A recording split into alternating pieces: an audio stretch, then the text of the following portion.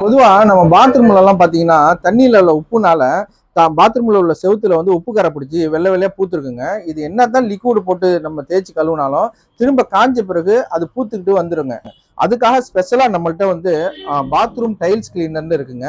இது வந்து என்னன்னா ஜஸ்ட் இது எப்படி யூஸ் பண்ணணும்னா ஒரு பவுல்ல இந்த நம்ம லிக்விடை ஊத்திட்டு இந்த ஸ்க்ரப்பிங் பேட் இருக்கு பார்த்தீங்களா, இந்த மாதிரி இந்த ஸ்க்ரப்பிங் பேடை வந்து அதில் நினைச்சு பாத்ரூமோட வால்ல வந்து தடவுனுங்க. தடவிட்டு இம்மீடியட்டா என்ன செய்யணும், ஸ்க்ரப் பண்ணணுங்க.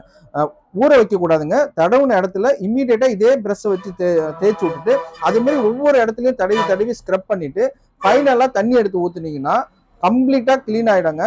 காஞ்ச பிறகு திரும்ப பூக்காது. அதே மெத்தட் தான் கீழே தரையிலையும் கீழே தெளிச்சு விட்டுட்டு இந்த ஸ்க்ரப்பிங் பிரஷ் வச்சு தேய்க்கணுங்க. நம்மள்ட்ட வந்து 3 பேக்கிங்ல இருக்குங்க.